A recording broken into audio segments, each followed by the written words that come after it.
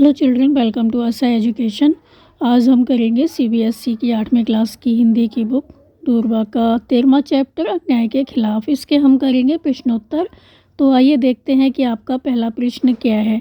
पहला प्रश्न है, आंध्र के घने जंगलों में रहने वाले आदिवासियों के बीच अपना हक जमाने के लिए अंग्रेज़ों ने क्या किया। तो आंध्र प्रदेश के जो घने जंगल थे जिसमें कि आदिवासी रहते थे, तो उन पर अपना हक जमाने के लिए अंग्रेज़ों ने क्या किया। जो आदिवासी थे उन पर अपना हक जमाने के लिए अंग्रेज़ों ने क्या किया। तो आंसर होगा कि आंध्र के घने जंगलों में रहने वाले आदिवासियों पर अंग्रेज़ों ने अपना हक जमाने के लिए कहा कि 2 दिनों में जंगल में सड़क बनाने का काम शुरू होगा। सबको पहुंचना है, जो नहीं पहुंचेगा उसके साथ ठीक नहीं होगा। तो उन्होंने पूछा इसके बदले क्या मिलेगा। तो अंग्रेज़ों का जवाब था कि नौकर का काम क्या होता है, हुक्म बजाना होता है, उन्हें तो खाली हुक्म मानना है, तो तुम्हें सवाल नहीं करना चाहिए। तो इस तरह से वह अपना क्या करते थे, हुक्म चलाते थे, अपना हक जमाते थे। तो आंध्र के घने जंगलों में रहने वाले आदिवासियों पर अंग्रेज़ों ने अपना हक जमाने के लिए कहा कि 2 दिनों में जंगल में सड़क बनाने का काम शुरू होगा। सबको पहुंचना है और जो नहीं पहुंचेगा तो ठीक नहीं होगा। उन्होंने पूछा, जो जंगल में आदिवासी थे उन्होंने पूछा कि हमें इसके बदले में क्या मिलेगा, जो हम काम करेंगे उसके बदले में हमें मिलेगा क्या। तो उन्होंने कहा कि जो नौकर होते हैं उनका काम सिर्फ हुक्म बजाना होता है, जो हमने आदेश दिया है उसको मानना ही तुम्हारा काम है, तो तुम्हें सवाल नहीं करना चाहिए। तो इस तरह से वो अपना हुक्म चलाते थे। फिर आपका अगला प्रश्न है कि श्री राम राजू कौन था, उसने अंग्रेज़ों के सामने आत्मसमर्पण क्यों किया।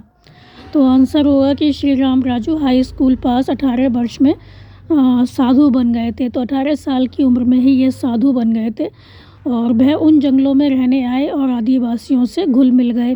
तो आदिवासियों का दुख देखकर उन्होंने अंग्रेज़ों के खिलाफ विद्रोह शुरू कर दिया और आदिवासी भी दिल खोलकर उसमें शामिल हुए। परंतु 2 वर्ष तक कठिनाइयों का सामना करते रहने पर आदिवासी जो थे वो परास्त हो चुके थे, हार चुके थे। तो राजू ने सोचा यदि मैं आत्मसमर्पण कर दूं तो अंग्रेज़ जो हैं वो इनको तंग करना बंद कर देंगे। यही सोचकर उन्होंने क्या किया, आत्मसमर्पण कर दिया। मतलब अंग्रेज़ों के सामने वो उपस्थित हो गए, तब वो अंग्रेज़ों के सामने समर्पित हो गए। फिर आपका अगला प्रश्न है, अंग्रेज़ों से लड़ने के लिए कोया आदिवासी क्या क्या करते थे।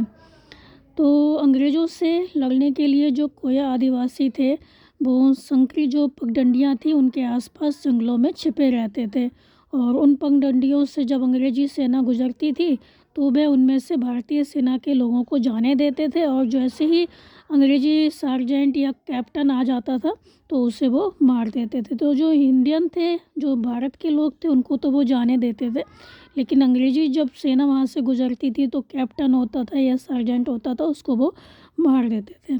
तो पुलिस चौकियों या सेना पर हमला कर देते थे और अस्त्र शस्त्र लूट कर वो भाग जाते थे। फिर आपका अगला प्रश्न है कि कोया आदिवासियों के विद्रोह को स्वतंत्रता संग्राम क्यों कहना चाहिए। तो कोया आदिवासियों के विद्रोह को स्वतंत्रता संग्राम इसलिए कहना चाहिए क्योंकि यह लड़ाई अंग्रेज़ों के अत्याचारों के विरुद्ध थी। वे अंग्रेज़ी राज्य को हटाना चाहते थे, इसलिए इसे स्वतंत्रता संग्राम भी कह सकते हैं। स्वतंत्रता के लिए उन्होंने क्या किया, संग्राम किया, युद्ध किया। फिर आपका अगला प्रश्न है कि भारत के लोगों को अंग्रेज़ सरकार का सहयोग नहीं करना चाहिए और उनका काम बंद कर देना चाहिए। अगर कोई अंग्रेज़ अन्याय करेगा तो हम अन्याय सहने से इनकार करेंगे। तो ऊपर श्री राम राजू द्वारा आदिवासियों से गांधी जी की कही हुई बात का उल्लेख हुआ है। गांधी जी ने स्वतंत्रता संग्राम के लिए बहुत सारी बातें कही थी। यह सब तुम्हें गांधी जी पर लिखी गई किताबों, फिल्मों और अन्य जगहों पर मिल सकता है। तुम उनकी कही हुई बातों में से जो महत्वपूर्ण समझो उसको अपने साथियों को बताओ। आंसर होगा कि गांधी जी के द्वारा बोली गई कई महत्वपूर्ण बातें इस प्रकार हैं। नंबर 1, उनका कहना था कि बहुमत का शासन जब जोर ज़बरदस्ती का शासन हो जाए तो वह उतना ही असहनीय हो जाता है जितना कि नौकरशाही का शासन।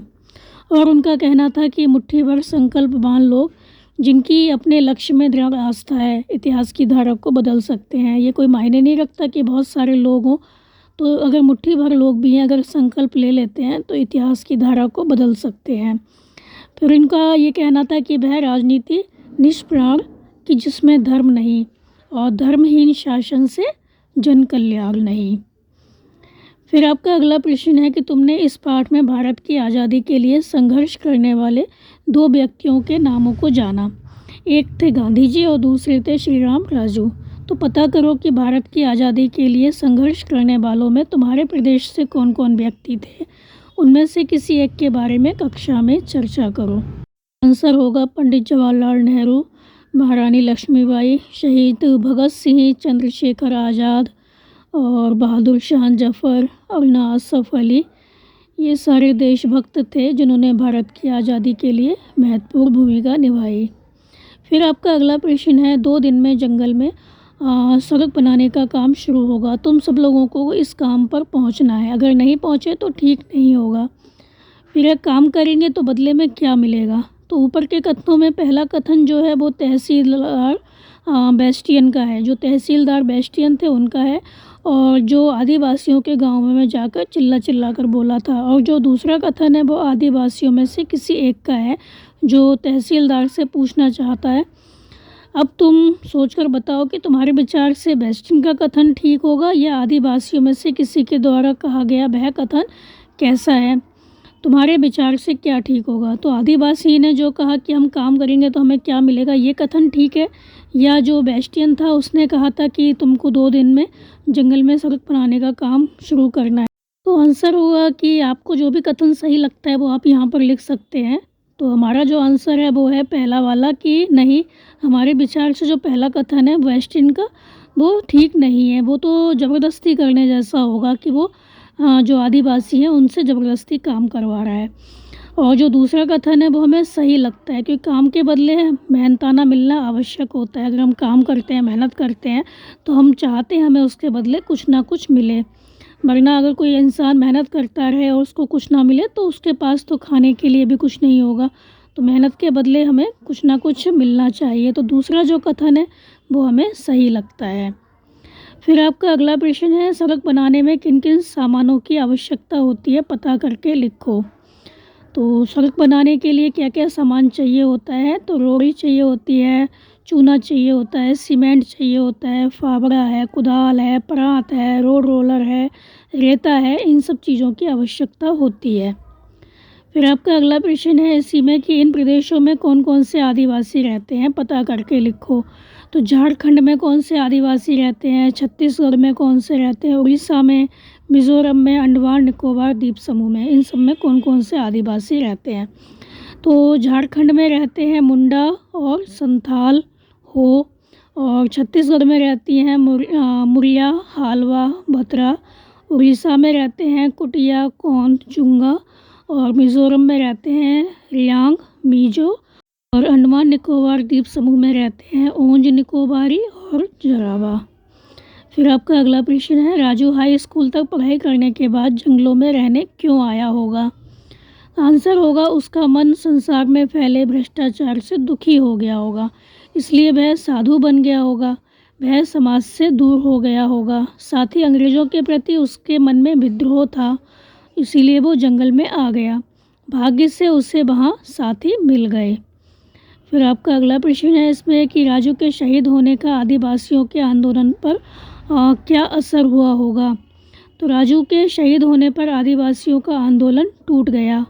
वे हिम्मत हार कर अंग्रेज़ों की गुलामी करने लगे, परंतु अंग्रेज़ भी उनसे डर गए थे और उनके साथ मनमानी नहीं कर सके।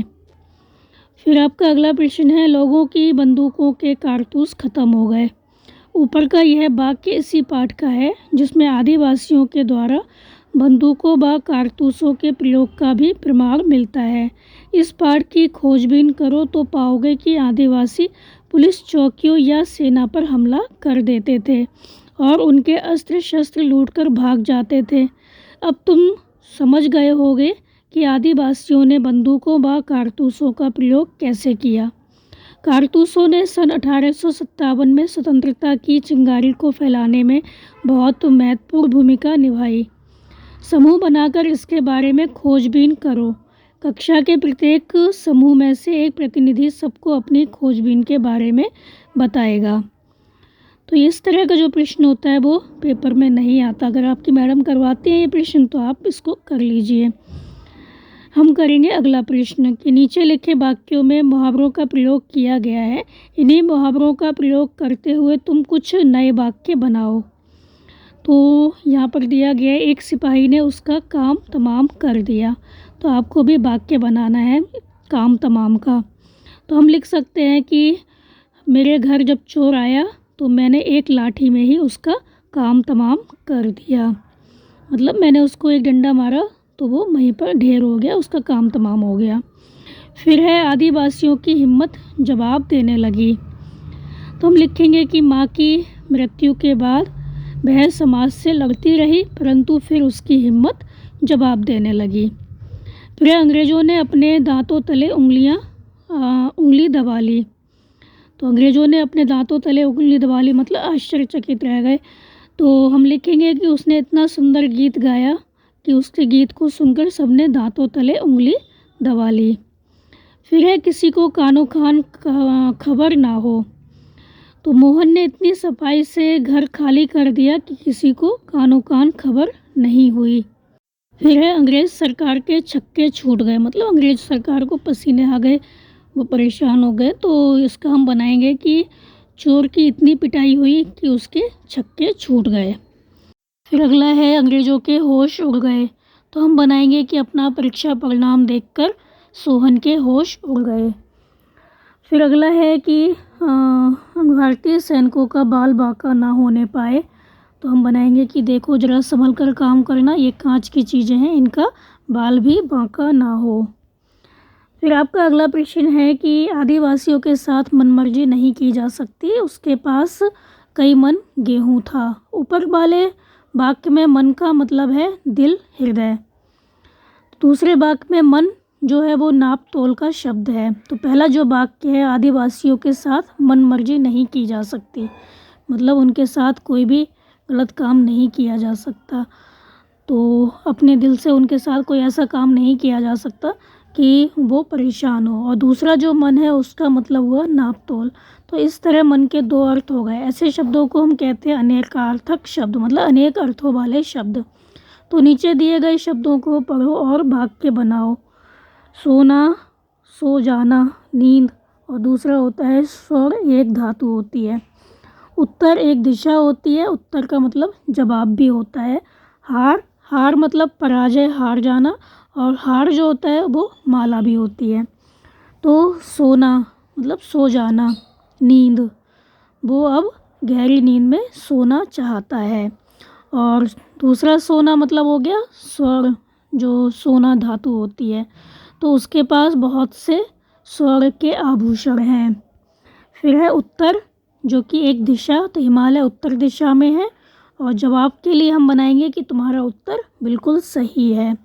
हार तो हम बनाएंगे पराजय के अर्थ में, महाराणा प्रताप ने अकबर को पराजित किया मतलब हराया। और माला के अर्थ में हम बनाएंगे यह हार चमेली के फूलों का बना हुआ है। फिर आपका अगला प्रश्न है कि सिपाही ने राजू पर गोली चलाई। तो सिपाहियों ने, आपको क्या करना है, इसका जो वाक्य है वो बनाना है, उसको परिवर्तित करना है। तो सिपाही ने राजू पर गोली चलाई, तो हम बनाएंगे सिपाहियों ने राजू पर गोलियां चलाई। फिर है उगी हुई फसल को जलाया जाने लगा। तो हम बनाएंगे उगी हुई फसलों को जलाया जाने लगा। फिर है आदिवासियों की हिम्मत जवाब दे गई। तो आदिवासियों की हिम्मत, आदिवासी की हिम्मत जवाब दे गई, तो हम लिखेंगे आदिवासियों की हिम्मत जवाब दे गई, बहुवचन में बनाएंगे। फिर है आगे से यह सवाल मत पूछना। तो हम लिखेंगे आगे से इन सवालों को मत पूछना, या हम लिख देंगे आगे से यह की जगह ये, आगे से ये सवाल मत पूछना। फिर आपका अगला प्रश्न है भाववाचक संज्ञा से विशेषण बनाओ। जैसे घमंड है तो घमंडी हो गया। अब हिम्मत है तो उसका क्या बनेगा, भाववाचक संज्ञा हिम्मती हो जाएगा। साहस का साहसी हो जाएगा। स्वार्थ का स्वार्थी हो जाएगा। अत्याचार का अत्याचारी हो जाएगा। विद्रोह का विद्रोही हो जाएगा। तो ये थे आपके इस चैप्टर के प्रश्न उत्तर बच्चों। आप इनको अच्छे से समझ कर याद कर लीजिए और हमारे चैनल असा एजुकेशन को लाइक कीजिए, सब्सक्राइब